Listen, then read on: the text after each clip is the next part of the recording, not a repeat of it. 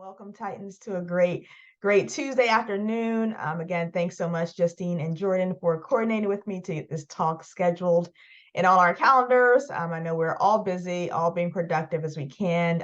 So as she mentioned, I am Trenelle Pierce. I'm the Director of Business Development at a cybersecurity company. Today's whole talk is going to be about how to talk tech, right? How to really get into tech, what you all should be doing proactively, and then really talking about the side of things that maybe some folks don't talk about that I have experienced.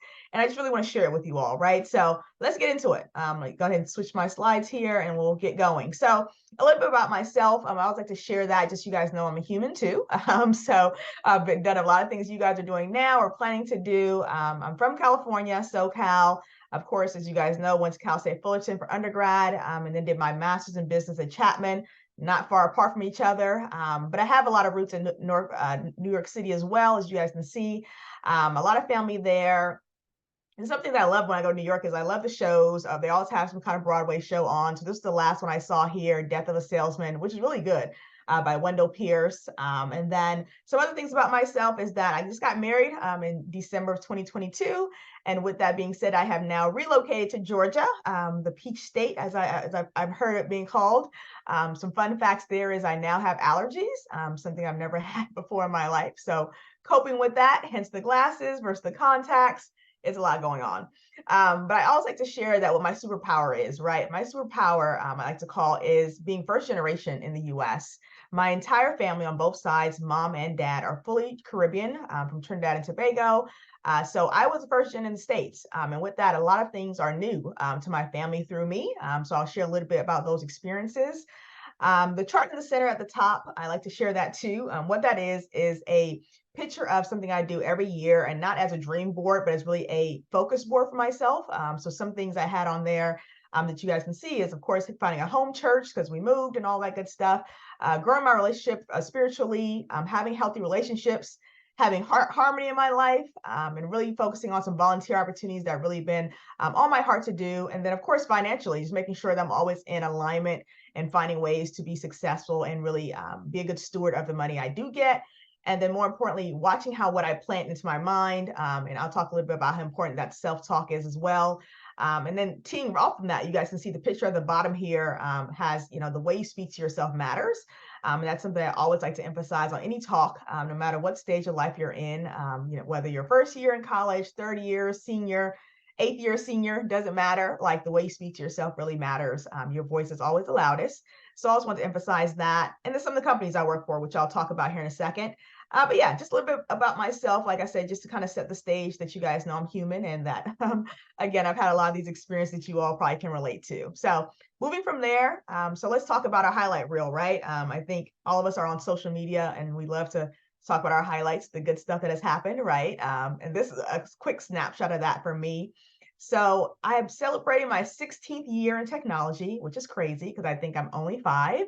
But I'm not. And what that looks like, just kind of a quick kind of journey thus far, is after leaving Cal State Fullerton, I worked at actually a physical therapy center, not far from the school. Actually, it's right by the train tracks. I still remember how to get there. And it was my first job as a marketing analyst. And I'll talk more about that one. But that was my first job. I didn't list that here because for a reason. From there, I was recruited by Verizon Wireless to do a apprentice program where every 6 months I got to change positions in the company. And that was really cool because I got to really understand what I liked and what I didn't like. I know they don't have that program anymore, but it was such a great program just because, again, you got to really kind of almost taste test roles and figure out what you really liked. And then I was recruited by Lunatic, funny name for a funny and crazy company, to say the least. Traveled a lot with them. They create and build defense grade accessories for like wireless devices like cell phones and other devices, Apple Watches for the military. So very great company, fun time there. And then that really leads into how I got where I am now, which is network with the founder of this company at church, actually.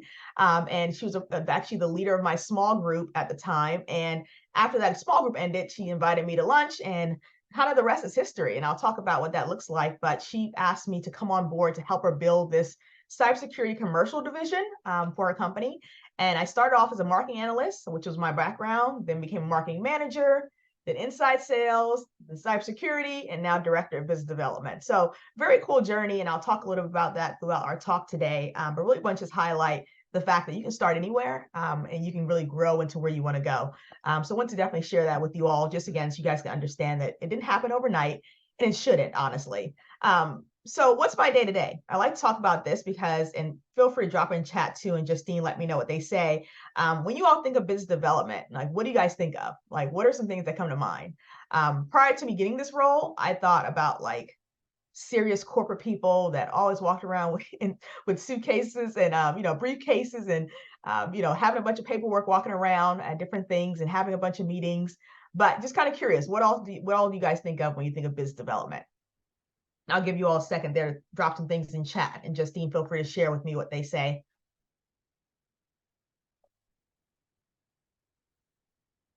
Aisha put, I think of calls all day to other companies, tons of meetings, maybe. And I hear that often too. And honestly, that is some of it. It is a good bit of it, but it's really ways to make it fun. So what I do now as director of business development is really talk through channel strategy for the team. Like, what's our go-to-market? Who do we want to target? Is this a great partner for us? Finding the right partners, right? Because a lot of times companies love partnering with other companies if it helps them get more revenue, which is great, but you have to make sure it's a win-win for both sides of it. And then being an internal team liaison, that's probably one of my funnest parts of my role. Is I have, a sales team, of course, that does a lot of the brunt work of sales, right? Which every company needs. But then you have the internal team that's delivering on the services. And they too want to make sure that they're in the know of what's happening, and they want to make sure you're in the know of everything. So a lot of back and forth with them, which I enjoy that because I'm learning so much from what they're doing their day to day and finding ways to make it easier on them and easier on the sales side. And then qualifying leads, of course, is part of it. Forecasting. And then another fun part of it is the public speaking, things like this, right? Talking about technology, tech companies, cybersecurity, being on panels, doing write-ups and blogs for companies, going to events and promoting our company out and about is also something I enjoy doing. So it's a lot of things, actually. And I love the fact it allows me to grow areas that I may have been a little bit more shyer in before, but it's forced me in a good way to really expand that, what we call that comfort zone, right? Which is always fun. So put a couple of pictures here, just so I kind of see some things recently that I've done, just being out and about, right? I'm really a big proponent of, while I am out and about, I'm always learning things for myself to become better professionally. And that's how you really maximize what you're doing and really have impact or I guess influence on where you may be going next. So I think that's really important. So with all that being said, again, just top of mind, I'm thinking about it. What do you all think is kind of the first step, right? When you think about, okay, I want to get into tech, what comes to mind when you guys think about it? I want to get into tech, what should I do first? Definitely drops a couple of things in chat and let me know. And I'll share what I thought it was. I thought it was, go out there and get an internship, right? Get an internship, get a job with them, and then run from there. That was my first thought, but curious to know what you all may think of what the first step may be getting into tech.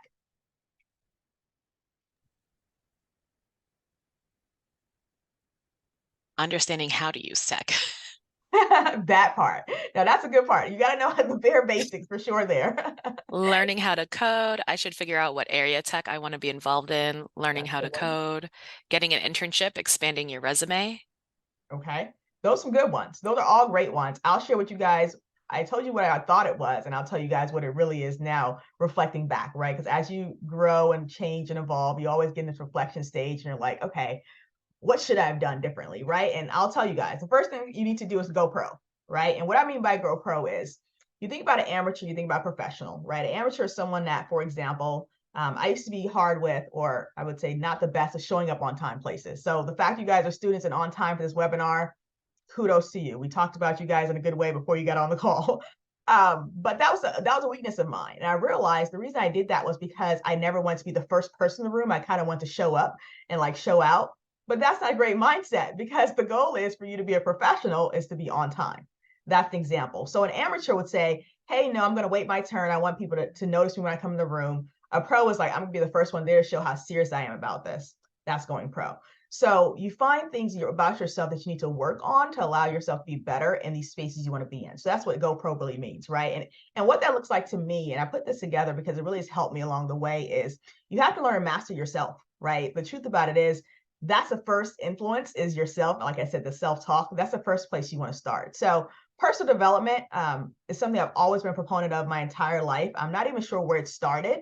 A quick backstory, I think it started because I've seen so many people that didn't have that and weren't growing in my life, that I said, you know what, I need to find some ways to kind of differentiate myself, right? Set myself apart. So personal development, when I think about that, it's your daily habits, your self-talk, your priorities, your integrity, your self-will, right? And I say self-will because motivation fades, self-discipline doesn't, right? So you need to find ways to be self-disciplined. And it can be as simple as, I know we're getting ready for the summertime and, everyone's trying to get healthy and look better on the beaches and their vacations, but it can be as simple as no matter what season it is, I'm going to spend 30 minutes a day, doing something active as an example. That's a daily habit. Or it could be, okay, I'm getting ready to go into a class, this class I'm struggling in. I don't think the professor likes me too much, but I'm going to go in there. I'm going to ask questions and I'm going to participate. That can be intentional, setting the right priorities, right? Going in there with the right self-talk, self-mindset. It could be, I'm going to study group with people from my class, or I'm going to go hang out for Thirsty Thursdays, right? Two different things, right? But when you think about your self-will and self-discipline, it's going to be, I'm going to go hang out with my group and actually learn things I need to learn to progress myself. Those are personal development things. And I'll talk about that here in a second. And then gate openers, right? We all know what a gatekeeper is. Someone that doesn't let you get in somewhere, right? Like just having you stand outside, not giving you what you want. But a gate opener is somebody that I think really wants to see you succeed, I know wants to see you succeed and is willing to help you get there, right? By holding you accountable, which is very important, reminding of your strengths, and also showing you what growth looks like, right? They're an actual example for where you want to get to. That's a gate opener. And then volunteering, I call it my secret gem because the opportunities that I've seen through volunteering is incredible. You wouldn't think that because volunteering can kind of be oh, it's my time, it's my energy, I'd rather sleep in, but you'll be amazed at the people that show up there and how much more open they are to helping you decide on what to do next and really introducing you to people as well. So I'll talk about that. So first of all, personal development, right? So I mentioned a couple of these things, but books, very important. I don't care if it's digital, physical books. I know you guys are doing a lot of collegiate books right now, which is great to learn, but nothing beats a personal development book. One of the ones I'm rereading right now is called Unleashing Your Full Potential. It's a great book. It just talks about exactly that. And then another one by Beth Moore called So Long Insecurity. I've read these books before, and I'm a big proponent of different books for different seasons, right? So sometimes you need to reread something because the season has changed. And I like to write in my book, so I'm a big physical book person. Then podcasts, again, depending on the industry you want to go into, or even, again, the things you may be struggling with, there's a podcast for it, I'm sure of it. Affirmations, get one, create one, borrow one from someone else, but have some type of affirmation in your life, and then write your goals down. I know we're all digital folks and everything is saved in a note on our phone, but get old school, put a post note up somewhere, put it somewhere where it's visible, write an affirmation down, write your goals down, and put a deadline on it, right? So you actually know when you want to have it done. And the time management, I mentioned that already with one of my shortcomings early on. Showing up is so important.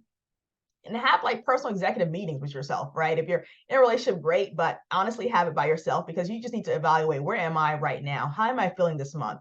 We're getting ready to get into May. Was my April great? Did I accomplish things I wanted to accomplish? Because that's all part of going pro, honestly. And then let's get into the difference between gate openers and gatekeepers, right? So I mentioned a little bit about what a gate opener is, but a lot of it's on our plate when it comes to really finding them. And I like to emphasize here that you have to be willing to stretch yourself. We all know a rubber band. I usually wear one on my wrist. I don't have it today, but it only works when you expand it. That's really how you get the best use out of rubber band. So think about that with just things in your life right now. Like, are you expanding yourself? Are you trying something new?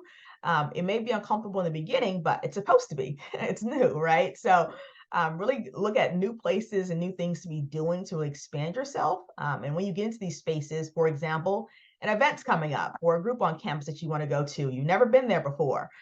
When you get there, don't stand in the corner by yourself, right? Really challenge yourself to say, hey, I'm going to stand next to this person. I'm going to go to this tabletop and, introduce myself and learn more about this person, to just try something new, right? Not saying you're going to get all of it done in one sitting, but the goal is every time you go to be expanding that, because that's what pros do. That's what professionals do, is they're always learning, they're always growing, they're always looking for a new challenge. And a couple of things I added here on this slide, because I've seen the success of it, is they always say you must take an active interest in other people, right? And I know you guys won't believe this, but I used to be more of an introvert. I worked on that quite a bit. My natural being is to be at home with a book, with like jazz playing and tea. Like that's really my comfort zone, people that know me. But when I have to do things where I'm around people, I force myself in a good way, again, to really interact, right? Because people are really where you're gonna get far with, right? So when you go to these events, right, whether it's an on-campus event, whether it's a volunteer event, etc., get to know people, right? Ask them what they're doing, what industry they're in, how they're liking it. At some point in that conversation, if they have any inch of personal development or people skills, they're going to say, well, hey, Trenelle, how are you? What are you up to? Right? Like, what are you excited about? What are you looking to do next? And that's when you get to share your excitement about your own journey, talk about your goals. And then if it presents itself, ask for recommendations like, are there groups you should be a part of that they know about? If there's someone that you should meet that they know that is in the same industry or field that you can pick their brain with. It's so important, right? And I was being a little nosy, find out what's going on right now at Cal State Fullerton on the campus, et cetera. And I found a page that shared that there are over 330 student-led organizations on campus right now. And I graduated fall 09, so quite a little while ago. I know we didn't have that many, but what amazed me is the fact that there's a group for everything, right? So if you're thinking of a group, it's probably already existing. So find it, connect with those folks, and if it's not there, start one, right? Like you're not the only person that has an interest in what you're interested in, right? So start one. Be bold enough to start it, because there could be someone on campus right now looking for that group, or someone coming after you once you graduate that is happy that group exists. So I put a couple of them on here that just kind of caught my attention. I know video gaming is a big thing right now, but there's a lot of development and a lot of opportunities in tech in that space right now. Titan Tech Talk, I thought it was a cool magazine you guys can read up on. And again, if you're on the marketing side or on the art side of it, you can really do things to really post it on those pages and really spread the word about how important these other industries are. Blockchain, again, Pi Beta Pi is an honor society, but just some ones, again, that caught my attention that I just want to share with you guys. But again, 330 groups on campus. There is tons of things to keep you all busy. So I won't bore you with them, with naming all of them, but definitely check them out. Those are great ways that are non-intimidating, I guess, spaces to go into when starting off to build up yourself, to get ready for, the real, not even the real side of it, the part outside of college when you get into networking and such. And then volunteering. As I mentioned, this is the other part that has helped me go pro, and I call it a hidden gem because if you think about it, most nonprofits are usually sponsored by corporations. Those corporations could be the very corporations you want to be a part of. So they're going to have representation at these different events. So key point there, you're going to be able to network with people that are already inside, and that's easier than trying to send a blind resume and a blind application, hoping someone gets to it with all the AI tools. If you don't have the right wording in your resumes right now, it may already automatically be pushed to the side. So great way in.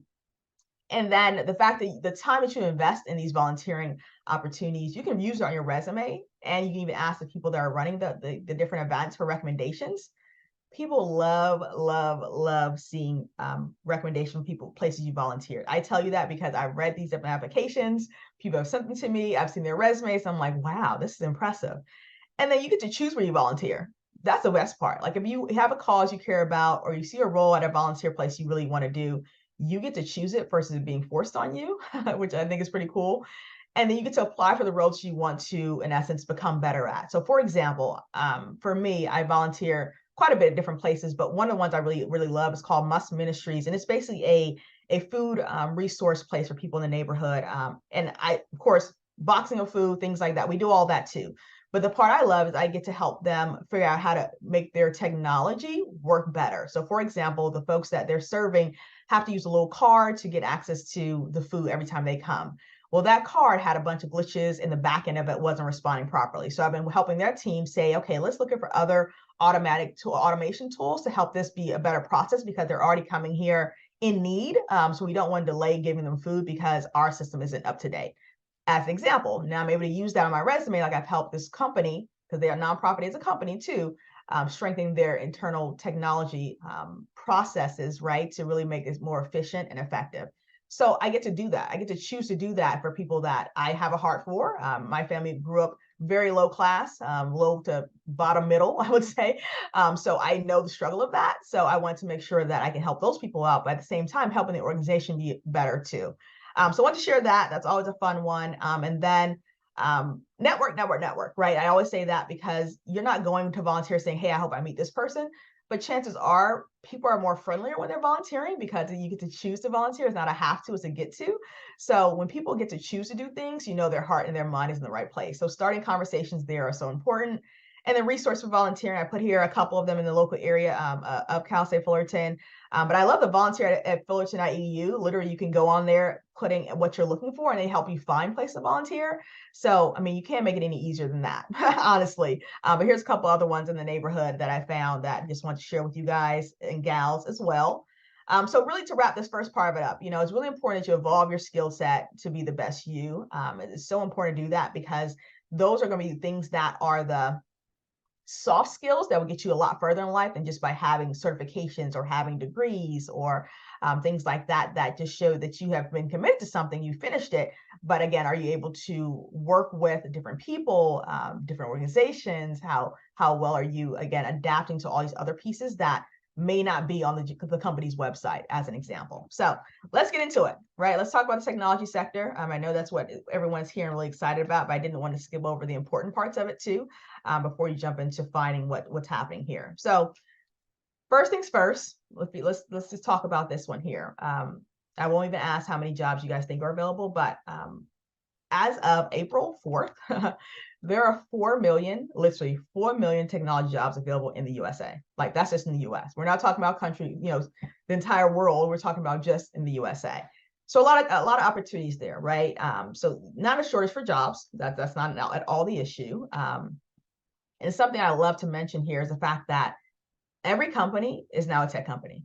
Like literally every single company. Like if you were to tell me I want to work for this company, it's not technology. I'm going to say like, okay, are they going old school and using only paper and mail? Like, what are they doing? If they're online, if they have a website, if they have any of these things, they're a part of technology. There's no way around it these days. So I want to emphasize that. And that's why I say, I know someone mentioned earlier, deciding on where you want to go in tech is so important, but there are a couple other things to do beforehand. But again, just want to remind everyone that every company is now a tech company. So let's talk about it, right? You have to make sure that your task and the tasks you're going to be asked to do at these companies and your skills align, right? So for example, I start off in marketing. I thought that's where I wanted to be.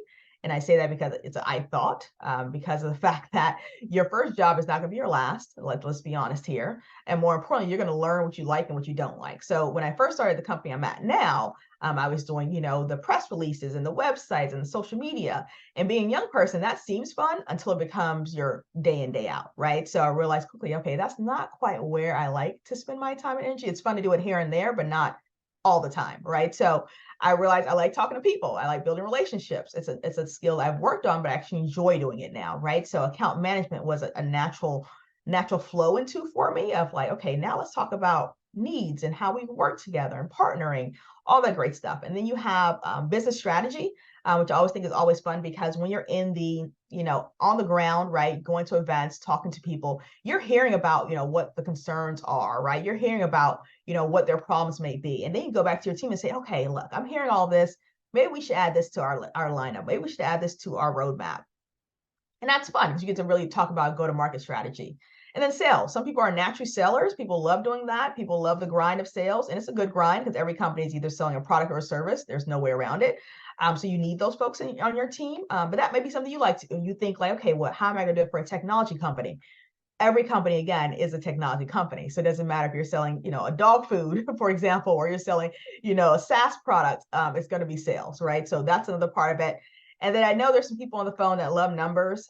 Bless your hearts. But I know accounting and finance is something that gets brought up a lot when people reach out saying, I want to get in tech, but I don't want to, just be on this side of it. I want to do a couple other things. Again, it's a lot of blending that can happen, and you can really start to build out your own role, which I think is really, really unique in that you're able to do that, right? So again, finding out what skills you have that you really enjoy, right? And you want to keep building upon, and then almost assign it to the different tasks for these different roles. And that'll really help you build out, what type of role you're looking for in technology. And that's the fun part about it. Like I said, my first job was a marketing analyst.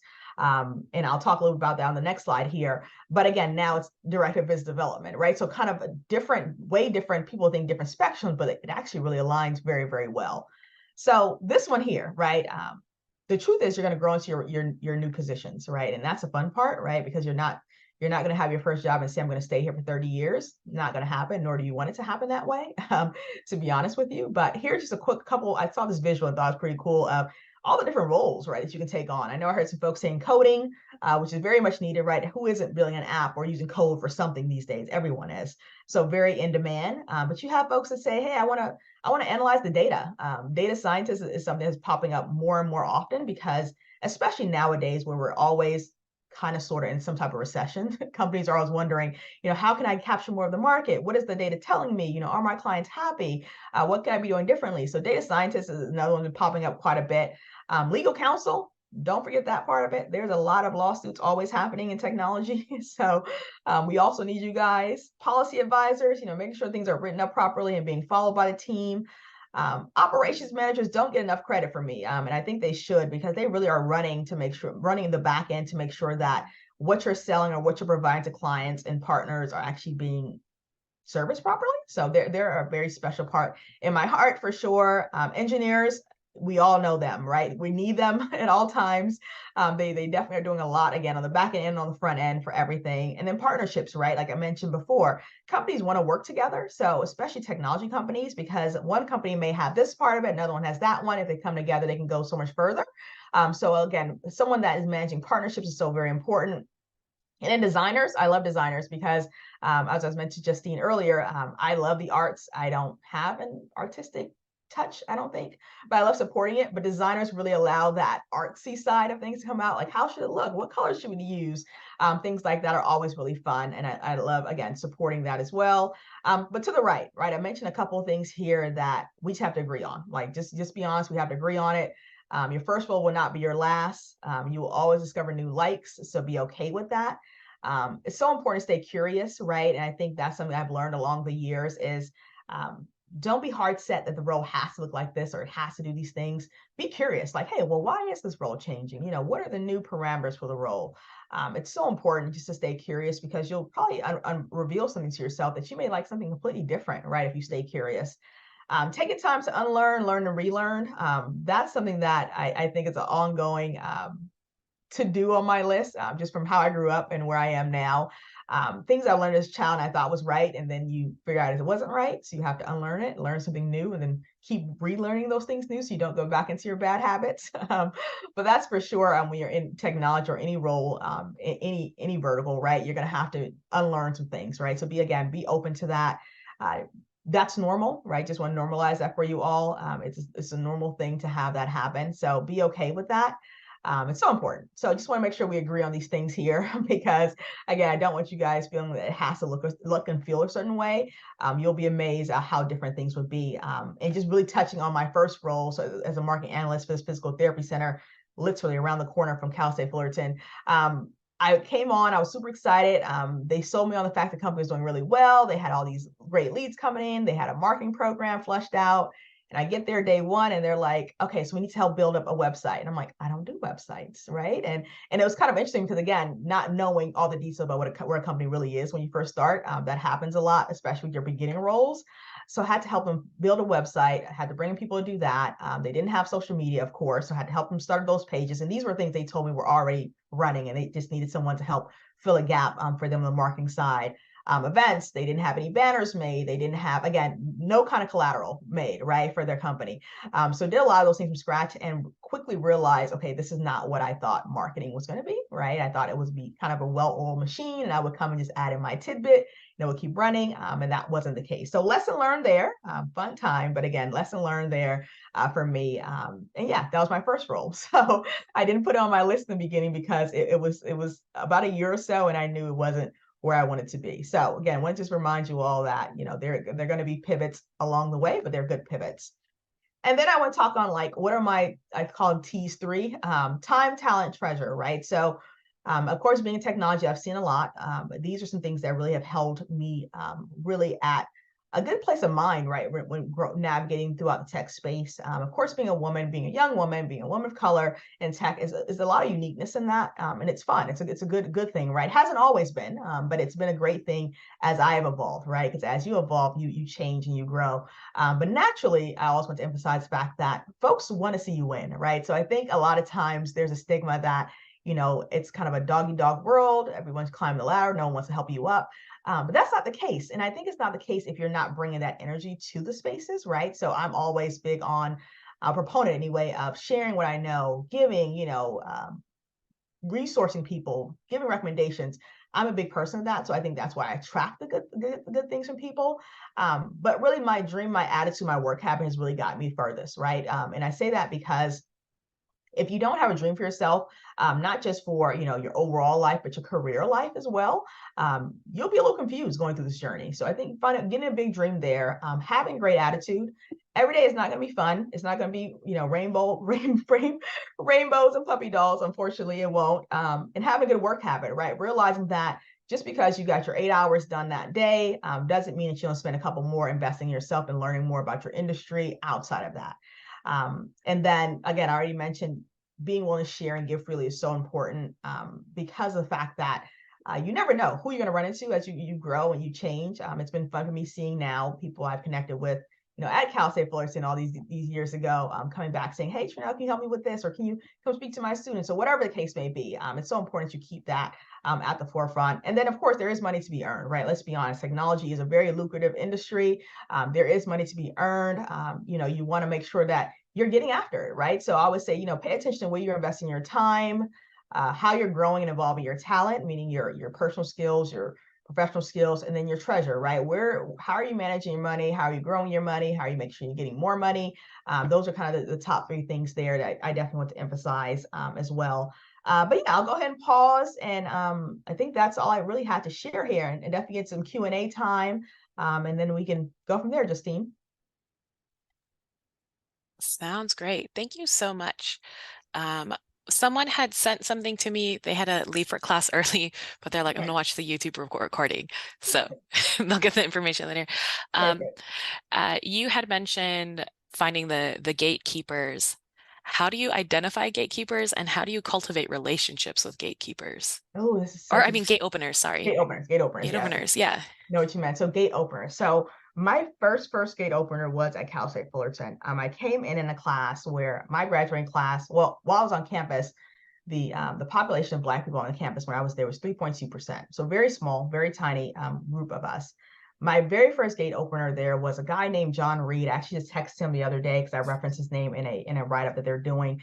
But he was a part of a program that helped to make sure that people of color graduate from Cal State Fullerton.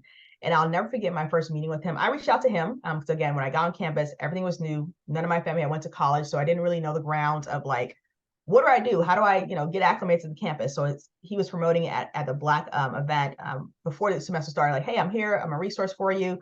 So I made a note, like, I'm going to reach out to John Reed. So I get there, we set up our first meeting. And in my first meeting with him, he asked me, what are your goals? And I was like, to graduate. Like, I was just like, to graduate. That's it. And he said, okay, what do you want your GPA to be?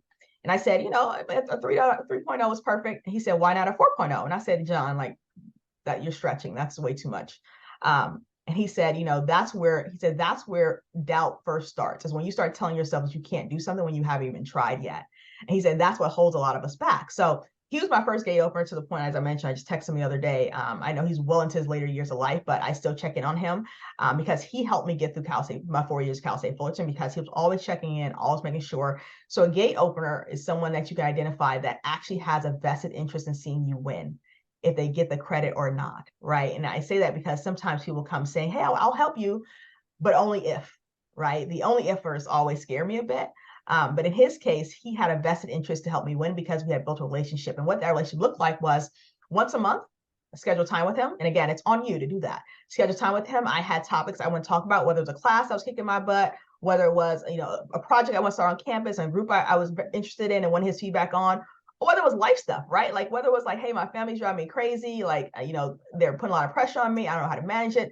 I'm anxious about this test coming up, whatever it was. I went in there with an agenda, no more than 3 to 4 things usually, because we had an hour. And I would literally go that. And what I'll do is take notes of what he said and actually implement it. So when we came back next time, I wasn't talking about the same things I talked about last month. I would give him updates of things that, that he mentioned in our previous chat. But gate openers, you can quickly identify them by people that say, okay, let's set up time to talk. And then they're after that first session, like, okay, when's our next session? If they're showing you they're making themselves available to you, that's a gate opener.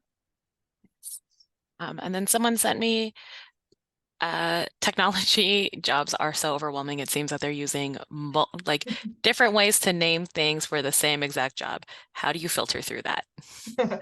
Oh yeah, AI is giving all of us headaches unnecessarily. So the way to filter that's a great question. I'm trying to think of the best way to do that.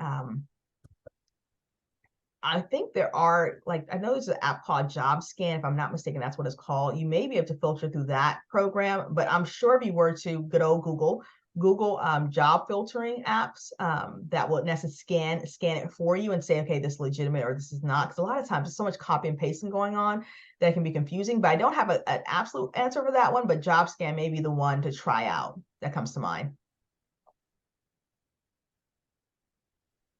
Wonderful.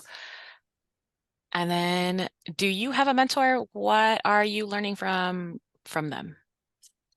Oh yeah, so I don't operate in life without mentors. And when I say mentors, it literally is mentors. So I think it's important that you don't try and get everything from one mentor. That's a lot on a person, especially if they are not like retired and just enjoying life. They're probably working like you are, or advancing themselves like you are. So I have a mentor for my finances, right? I think it's really important being a young adult, and again, coming from a first-gen family.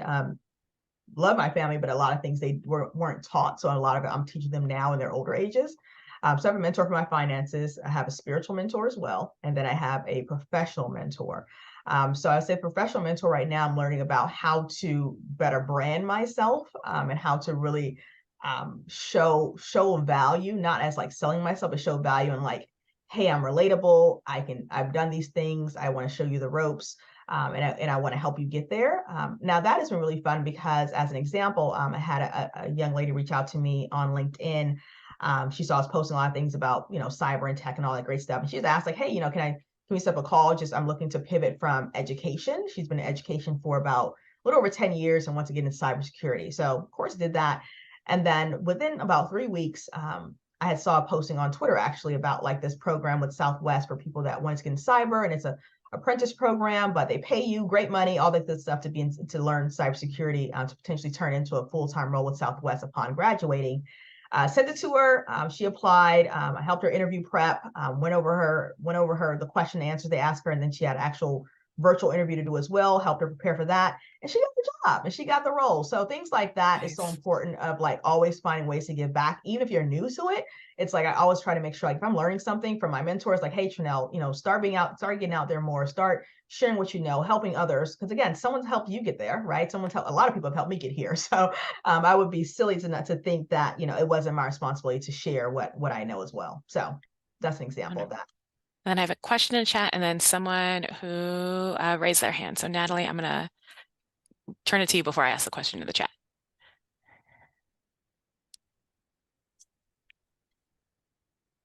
Okay, so I'm like very introverted. Okay. And I just wanted to get like some tips on like how to get a mentor if you're like more shy. I love that question. Thanks for asking that, Natalie. So as I mentioned before, that's my natural. I know a lot of people don't think that, but I worked a lot to have extroverted ways, I would say. But being an introvert has its perks because when you do talk, people listen, right? So walking that power and walking that strength, I think is so important for you. But what that may look like for you is it may be a virtual mentor in the beginning. It may be someone you reach out to and say, hey, can I schedule some time with you? Have a couple questions. You may have things on your mind you want to talk about. It may start off as that. It may be people you find on LinkedIn. It may be people that you see on campus, or maybe a professor. It may be someone that's running one of these organizations on campus. You're like, hey, I just want to, I'm trying to grow in this area, because people naturally, again, people love helping other people, but we have to voice what we need help with for us to get help. So I would just encourage you to maybe find some folks on LinkedIn that you think, okay, I like their position. This is potentially something I want to do, or I'm curious about. Again, that whole curiosity thing takes you very far. But maybe that, and then maybe set up something again, virtual, a little less like intimidating in a way until you get more comfortable with it. But I would say that being an introvert has a lot of advantages, especially in the technology space, because there's so many talking heads in technology. So if you come in and you're like, okay, again, right now in this season, you may be a little quieter, a little more shyer. But the cool part is, again, when you speak, we're all going to pay attention because you're like, wait a minute, Natalie said something. Wait, what is she? Let me listen in. What is she talking about? So just walk in that is what I encourage you to do. And I can send you over. You connect me on LinkedIn. I'll send you over some books too that have helped me along the way with that. And then we have two. What are first steps to grow when you were first joining the industry, networking, career, and in office? Ooh, that's a big question. So, it's a great one though, honestly. Yeah. You got to be you. So, I know a lot of us, we feel like when we get into professional settings, you got to change up and code switch or whatever you want to call it these days. So many nicknames for it. If I were to see you all literally like at a networking event or at a bar, like I would still be the same Trenelle. And that's what I love about it, because it's so important to be the same, because if not, you'll get confused. Like, oh shoot, I have my work people here, but I'm at a social event. What do? You can't be, a serious, standoffish person in the office, and then when you guys do a social event, you're like, hey guys, I'm friendly. You can't do that, right? So from the very beginning, be yourself. You're going to evolve, of course, because you're growing, right? You're going pro. So that's a natural thing, but it should never change you to the point where people don't recognize who you are anymore.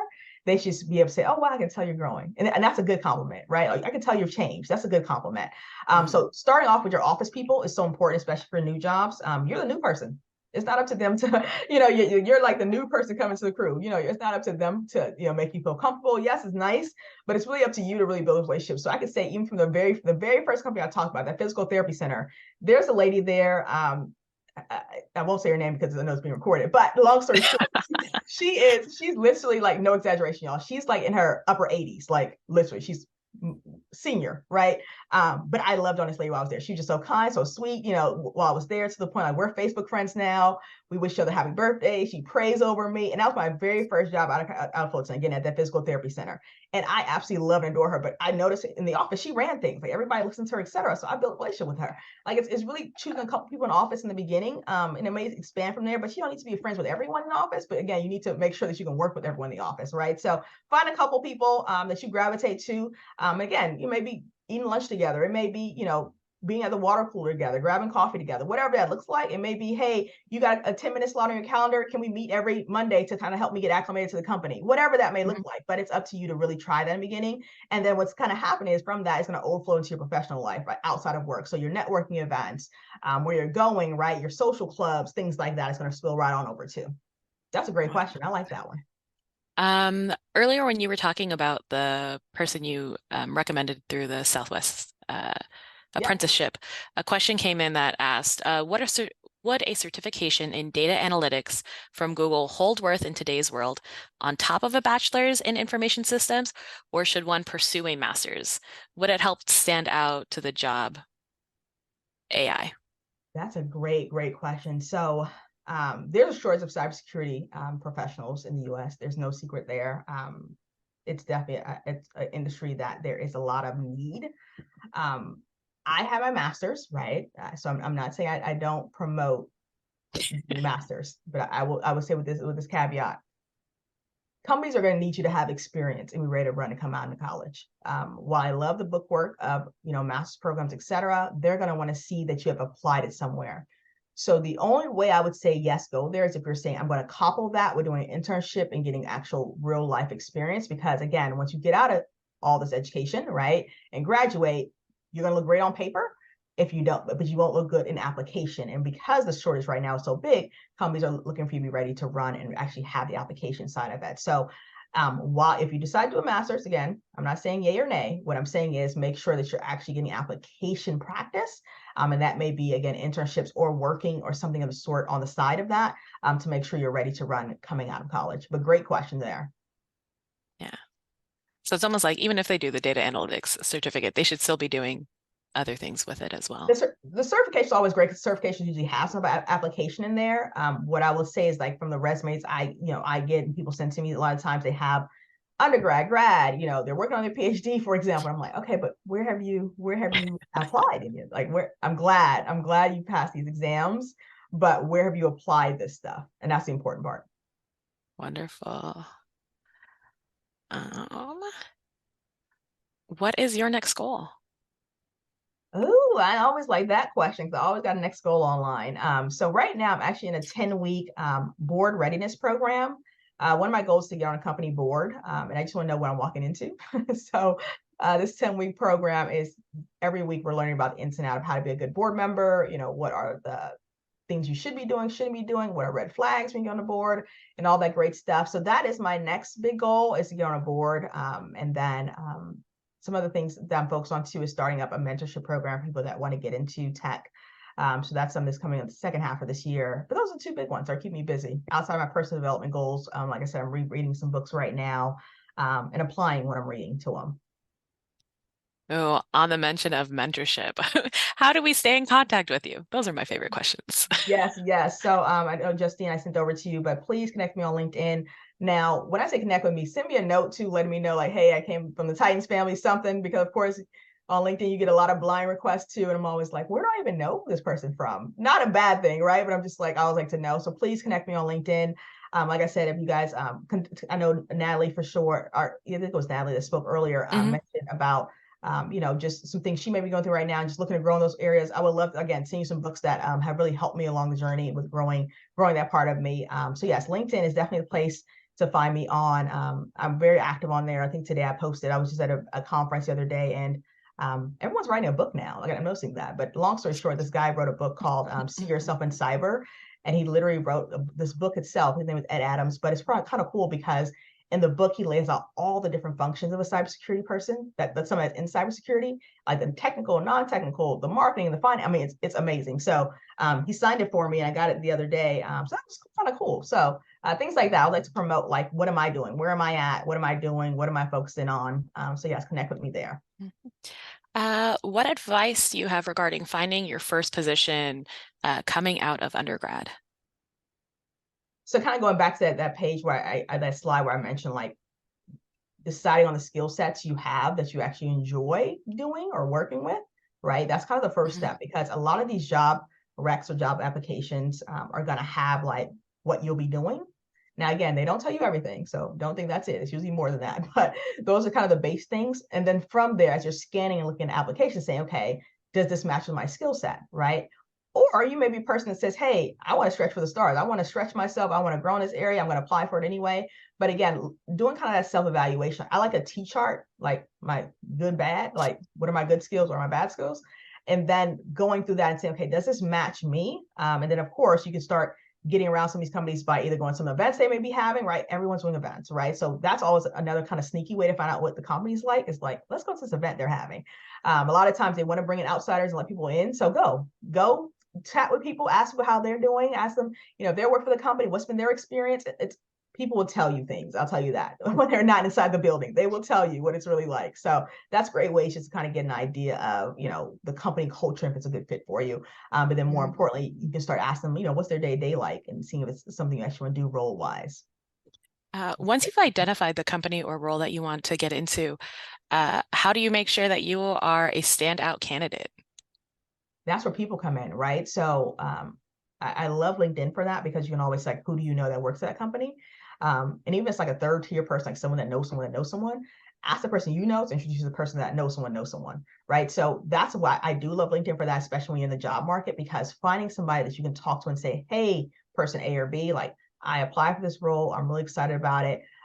Is there any advice you can give me on how to better get my application seen or get seen by the right people, or things I could be doing in the interim as I wait, like, you guys have events I can come up to, like things like that, right? Like, it's always, people want to work with people, you know what I mean? So it's so important that you guys show that you have a serious interest, and not just hey, I went through the automatic application filler and hit submit and now I want a job, right? So that's really cool. That's really important. And then also internships. I did an internship actually I went to be in sports management when I first started.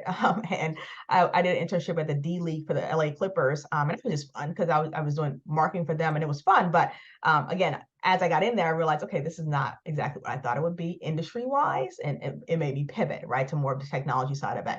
So again, these are like the trial times. You kind of get to test things out and see if it's actually something you want to do, by doing things like internships, especially, but also going to the different company events, or seeing where they're going to be and asking people that work there, how is it? Yeah. And then how useful is an MBA in getting a management position in tech? That's a great question. So I got my MBA. I was still with Verizon. I was actually an assistant manager at a store at the time already, at an actual Verizon store. All Verizon gave me at that time was an email blasted out saying, congratulations, you has your MBA. so it didn't have to propel me anywhere. But what it did do, it gave me the confidence, right? Some things are just like it's kind of your own pat on the back. It gave me the confidence to say, I'm going to go start looking elsewhere for another organization that is going to value these things. Now, my reason for getting an MBA, to be clear, I don't think I shared this with you all, but my reason for getting an MBA was that the fact I put it on my goal list and I went to have it by a certain year of birth. That was it. Like I was like, okay, I graduated Cal State Fulton this year. I want to have my MBA by this year because I want to just get it out the way and be done with it. And because again, a lot of the first in the family came from me, I wanted to just show people coming behind me, my sister, my younger cousins, like it can be done. Trenelle did it. That was literally it. I really didn't know the gravity of it until after the fact when it was like, oh, wow, you got into this school. Wow. Okay. You graduated. Wow. And I was like, oh, this is not, again, I was kind of in go mode at that time. So that's my reasoning. Now, yes, I think it can help, but again, it's going to be that application. Like what companies were you working for in the meantime? Were you managing people? How do you manage people? What is, in essence, what is your Rolodex of success look like? It's going to really impact, if you get that role or not as a manager. On that note, someone asked, how useful are personal projects for displaying your skills and experience when looking for your first position out of undergrad? I love those. Now that I'm happy somebody asked that because that is really where if you don't get an internship, you don't get a job, show them what you do in your spare time. Like I had people that said, like, I just went to this event and I volunteered with 100 Black men, and there was these little middle school and high school students, young boys, and one kid came up to me. He's like, hey, I want to talk to you. You're in cyber. And he showed me a project he'd been working for. He built a computer from scratch, y'all. And he was 9 years old, like from scratch. And I was like, okay, now you're going to go far in life because you're 9 years old building this. And he had it documented, the images, a folder on his phone. So yes, do projects on your own. If you're not finding opportunities that fit your skill set or internships, do projects and document it because that is definitely experience that people take into consideration. So please do that. Thank you for asking that. Yeah. Someone put, I have to go, but thank you so much for sharing your tech tips. Oh, no worries, no worries. I know we're coming up on time. Like I know Justine, like I said, I know you already put the link to my LinkedIn page in the chat. There's another link I think you're going to drop in there too. I know some guys may be graduating. If you guys need graduation stoles, I have a really great relationship with the person that makes them. So feel free to reach out to her if you need a graduation stole. And anything else though, Justine, top of mind? No, I think that's it. Any last minute questions, y'all? We got 3 minutes. Let's make the most of it. Okay. Thank you so much again, especially since, yeah, you and I connected on LinkedIn over a comment section, over a mutual. So I really appreciate you reminding our folks, like, use your social capital.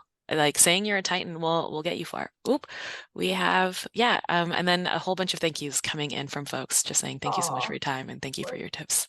Well, thank you so much, Justine and Jordan. You guys were a pleasure to work with. I know I'm going to, continue to be engaged in this group. So again, if you guys need anything, I'm here, but have a great and productive rest of the afternoon and be great. Thanks, everyone. You have a wonderful day.